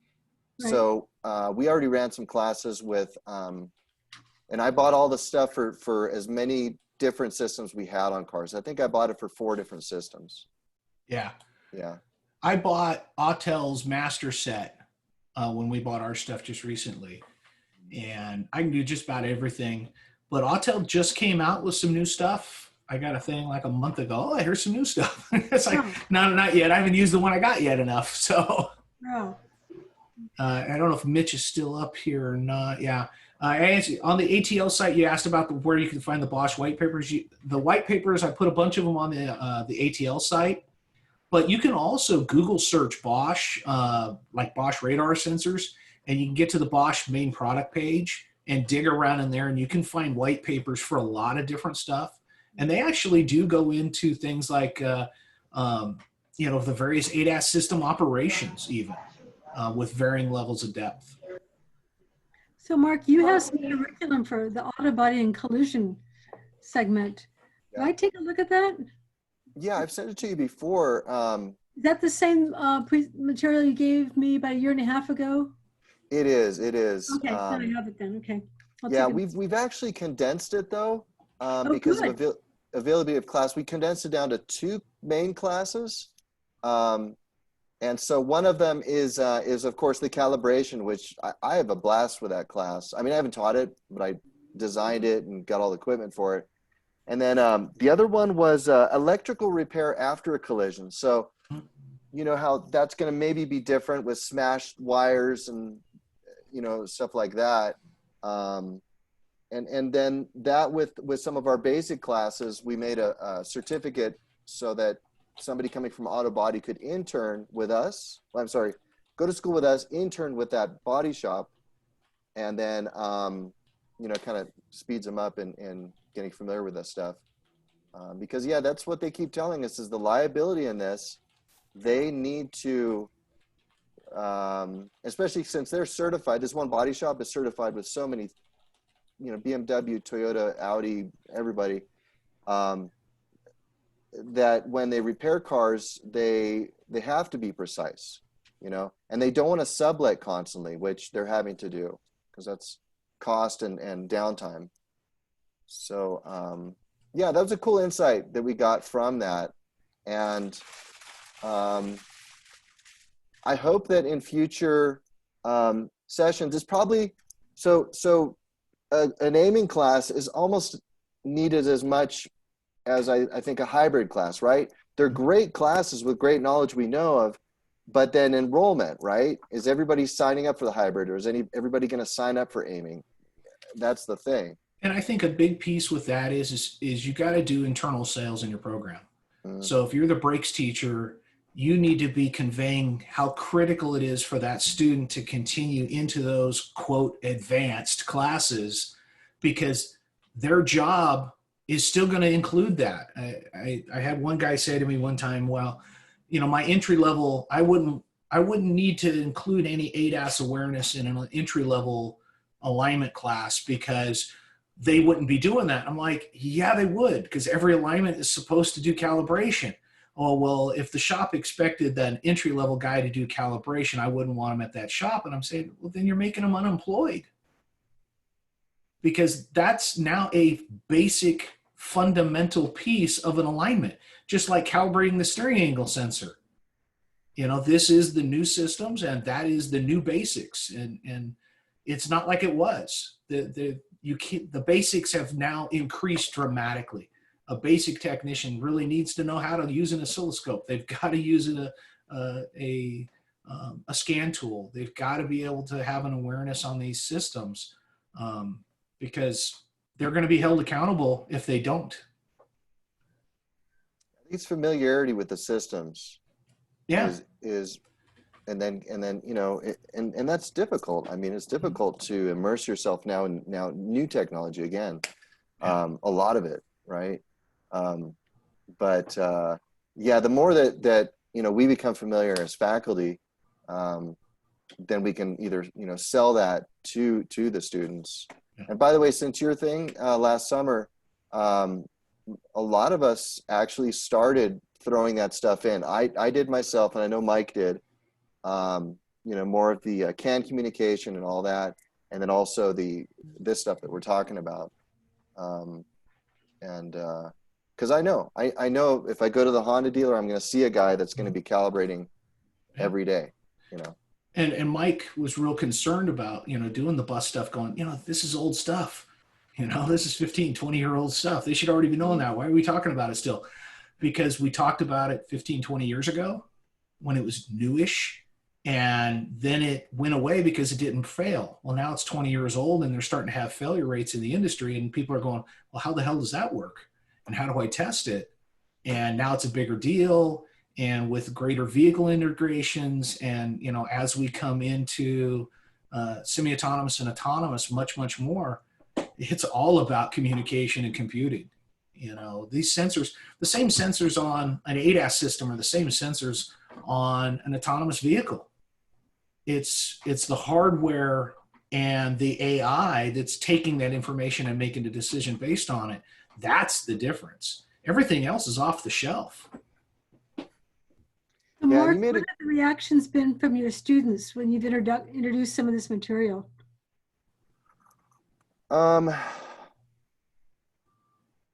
It's a little over their head. It's a lot without having much of an introduction electronically to stuff, I guess. I mean, but like I've shown some good videos. You've got some simple videos, right? Even I think on the ATL site that they can grasp, I think. Mm-hmm. It gives them that awareness, and I think that's the key term. When we had the training at Chabot, and I got a chance to speak at Mobilize last year, and I asked the room, there's 50, 60 people in the room, and I asked them, okay, You know, how many of you know about any of these systems? And I had a list of ADAS systems up there. And this is a room of basically automotive people. These are college instructors, high school instructors, industry people. And, you know, there was some others, you know, county people and others like that. And I'm not kidding when I say maybe half a dozen people raised their hand. And it was less than half of them that actually owned it on any of the vehicles they owned. So that was kind of scary. And then when I asked, okay, what's, you know, the average age of a vehicle in your fleet? And I had a lot of people in that room that didn't even have an OBD2 vehicle. And some of those were colleges. So last I knew, that was, you know, a few years ago. And here we are in 2020. I was teaching active cruise control and calibration on BMW. We had that in 2003, 2004. You know, we were teaching direct injection 2003, 2004 on the V12s. So this isn't new technology. It's just become more popular. And I think your background with Audi, it becomes kind of second nature because you were always working on it. You're already exposed to it. But if you're that guy at GM, you know, if you were a 20-year GM guy and you left in the 90s, you never heard of this stuff. You never touched it. Overhead cam engine, what the hell is that? Where's the push rods? You know, those kinds of things. It's a huge gap. And the guys that came from European, like, this is like, okay, this is old.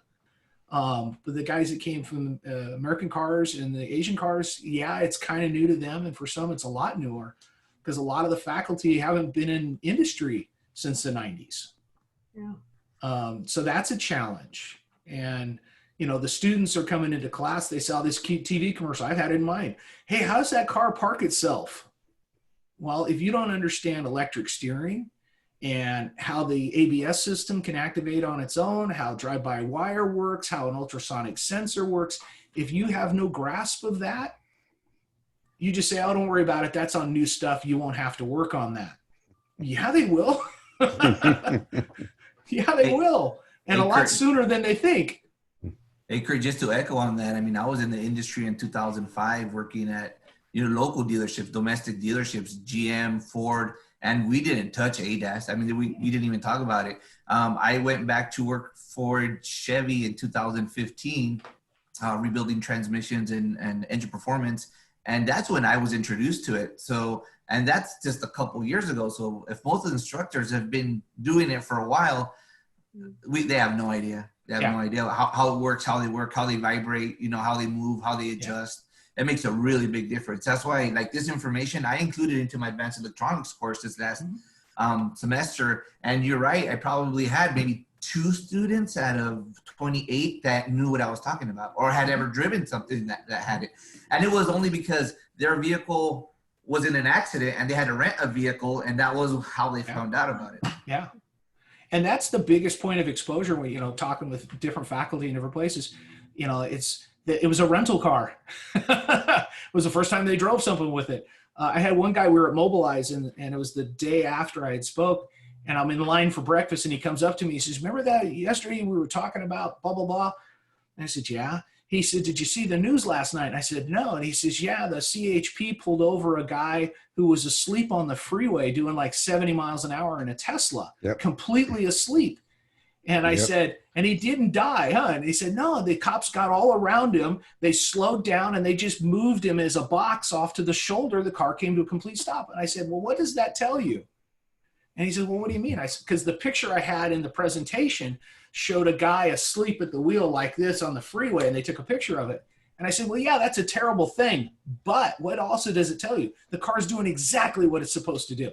Yeah. And when the cops pull, and the CHP has made that a standard procedure now.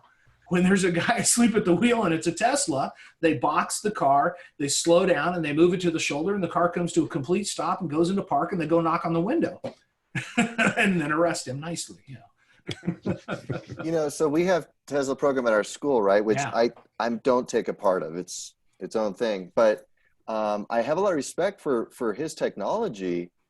But I'm just wondering, you know, I need to find out, and that'd be a question I can ask Mike, is how much do they actually teach their start students, you know, the 10-week thing, about this calibration stuff? I mean, Much. I'd like to actually, well, I can't find out or tell you anyway. Yeah, I tried to have that same question, not online, face to face, hidden Right. under a bridge somewhere, and yeah, he won't disclose. I think they did a little bit of calibration stuff the way it sounded. They must, yeah. I mean, you almost have to. They have to have some awareness of how to do it. Well, and what's even weirder about Tesla is that it's not like you don't go in there with your manufacturer scan tool program. laptop. You're actually programming. Or whatever. You're looking at data. You're looking at PIDs on an Excel spreadsheet. It's weird. And you're looking for a variance. Yeah. And that's, Mike and I got to talk about that at Mobilize. I keep saying Mobilize was a great event, and I think you were there, Mark. If you get a chance to go. Yeah, I was there. And, you hear this stuff, and I was on the panel with Mike and a guy from iCar and stuff. And we were talking about new vehicle technologies and the whole, the reality is an electric car doesn't have to be OBD2 compliant. Yeah. There's no emissions. So if I'm GM and I'm making a Chevy Bolt and I want to maintain service on that car, why the hell would I make that car OBD2 compatible? I want that to come back to me. I'm going to go proprietary because I don't have to provide repair instructions. I don't have to provide tools. I don't have to provide anything that is required and mandated under OBD2 because the car's not OBD2. Yeah. So why are they doing it? Because their technicians are still trained to follow test plans, follow OBD2 diagnostics. Tesla, clean slate. They didn't have to do it that way, so they didn't do it that way.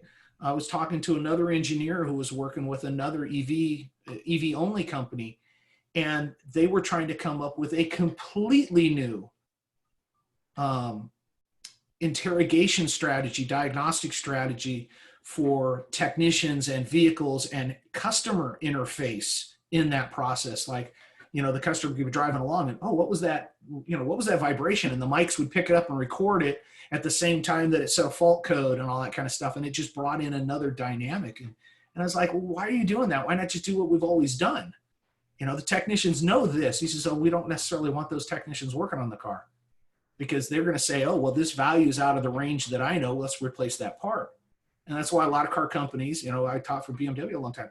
We went away from saying a voltage value. We said good, not good. So okay, Kurt, not okay. Is that the same system that Audi has? It's called guided fault findings, where you follow the bouncing ball and it tells you go here, go there. What's this value? Here. Okay. Yeah. Oh yeah. It's all it is it's an electronic flow chart. That's all it is. I mean, actually, I felt it worked pretty good, and then logically sometimes you could go, okay, well, maybe that's not right, but most of the time it worked very well. Mm-hmm. And when it didn't, they evolved it. Yeah. To, if they started getting the failure feedback, they started getting the parts in, and they would evolve those test plans to be more accurate, be more correct. Yeah. But at the same time, you got to think, why did they do it? Well, it's because, let's be honest, the quality level of technicians got much lower. So they needed a way for cars to get fixed with a technician who may not have the capacity to fix it. So let's hold their hand. And you look at a lot of the dealer stuff now, even BMW, they've got a new system now. You're connected to the car. You run into a rock and a hard place. You put on your Google goggles and you look at the parts and you're pointing things out and he's pointing things out and they're helping you fix the car remotely. Yeah. Now I was wondering about, so it looks like technicians of the future, can learn about the mechanical stuff, right? Suspension, brakes, things like that. And then they're also going to need to become good at following instructions, following programs, because that's what I recognized about the calibration stuff with Audi is that I had to, measure stuff. Like that guy was pushing that thing and it was cool how it gave him the distance, because we used to have to set that up manually and input it in as data.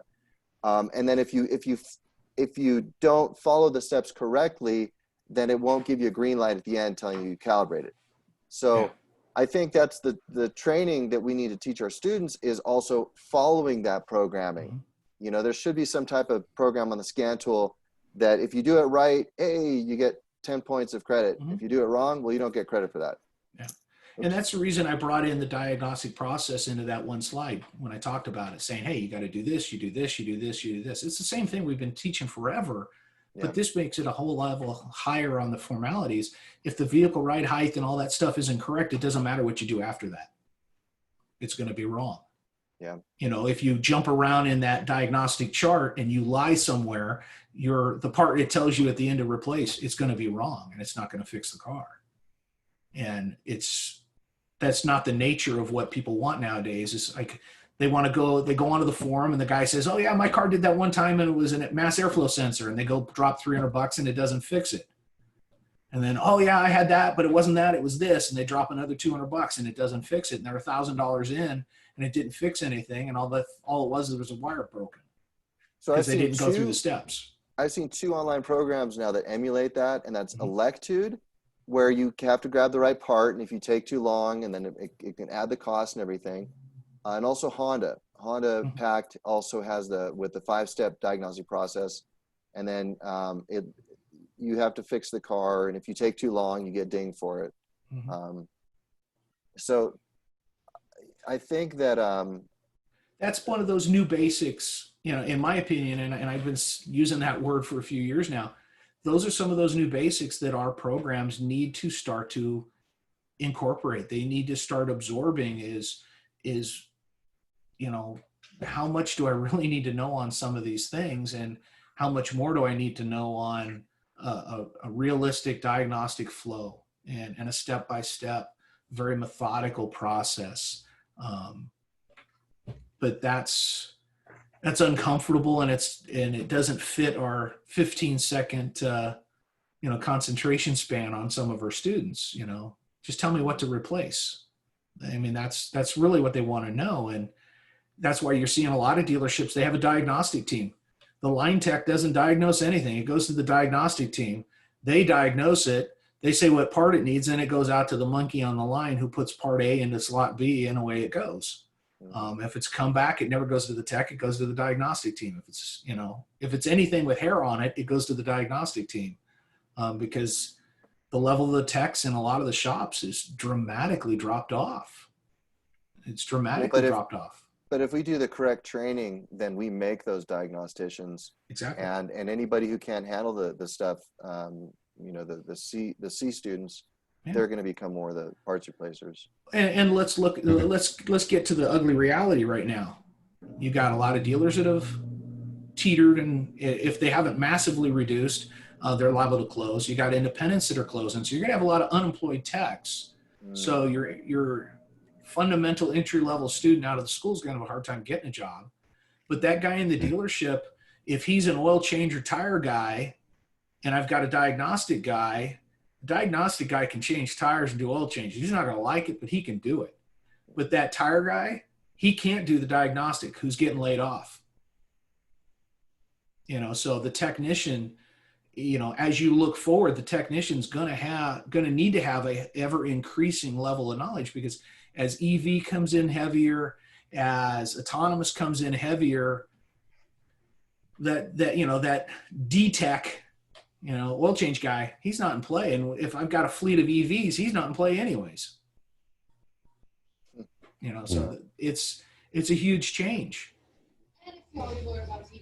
Hey, Kurt, I wanted to go back to that the car rental type thing, and because the story that Pete mentioned is similar to the one I may have heard, or he may have heard, is the fact that a couple of guys had rented a car, and they were taking it out, and they wanted to test the ADAS system on it, and which was cool, up until the point when they started running into the back of somebody and it didn't work. So they end up having to apply the brake themselves. Well, they wanted to diagnose the problem themselves and find out what had happened. Turns out that the sensor was bent back from a collision. And what had happened, the person who had the car before was supposed to return the car, but instead kept it out longer, had somebody repair it, but they knew nothing about that sensor being there that needed to be replaced, So when it went back to the rental, they're the ones that got it. Yeah. And then they had to make sure that they mentioned it to the rental people, And the weird thing with that is, you know, theoretically that should have been a radar sensor, and that radar sensor should have thrown a fault code, because it would have been getting feedback. You know, if it was bent up, it's hitting the edge of the bumper or something on a feedback, and the sensor should have the rational saying, I should not get a return that quick. I must be bent, and it should have disabled the system. I had an active cruise car. We drove it to LA for training. We were coming back at night, and I was on the active cruise just flying low. And then all of a sudden it shut off. The cruise just shut off. I'm like, what the hell? It's not raining. You know, yeah, it's probably dust and dead bugs. And I was ticked because I still had another 3 hours to get home, and I was going to have to use my right foot. So I drove for like an hour and tried turning that sucker back on, and all of a sudden started working again. Oh, thank you very much. And the only thing I could come up with is it got hot and got dirty. But it was that sensitive that it disabled because it wasn't right. And that's what the systems are supposed to do. Well, here's one that I had. I was driving one, and when the car or when the roadway started curving left, there was a big rig ahead of me. And I'm, you know, as he was going around the curve, then he got into the radar's vision and started slowing my car down. Even though we're in different lanes. Yeah. And that's, you know, as you get into the older systems, there's the separation. See, Mark, there's some separation there. You know, we talked about that sensor fusion. The newer systems, the camera is also still seeing that truck, and it's going to recognize the lanes, and it's going to go, okay, that car's not in my lane, and it's probably going to be less sensitive to it than a system generation before that that wouldn't be as sensitive to it, you know. And the lane, the off-ramp lane stuff. So there's a lot of things with this stuff. GM had a big thing with, you know, if you're coming up a hill, the coming up the hill, sometimes it would pick up a car coming down the hill, but it kind of lost focus because the cone all of a sudden went up from its normal out, and it picked up something, you know, flying by, and it would throw the brakes on and stuff. So there's some weird quirks. I just saw a Tesla the other day. I think it was in Japan or something, that there was a flipped over box truck, and it's going down the freeway and drove right into the box truck that was on its side. It drove right into the roof of it. And I'm thinking, okay, one, how did it do that? And I can tell you exactly why it did it. It's a white box truck. And what did I say about white on cameras? Yeah, it didn't see it. It didn't see it. But the radar should have picked it up. The radar should have picked it up. And oh, by the way, you're supposed to be paying attention when you're driving. And when they show the freeway video, they didn't show car video, they showed a freeway video. You saw the box van on its side with the roof facing the car. That car was a quarter mile away and never stepped on the brakes until maybe 50 yards off, and it just stuffed it right into the inside of that truck.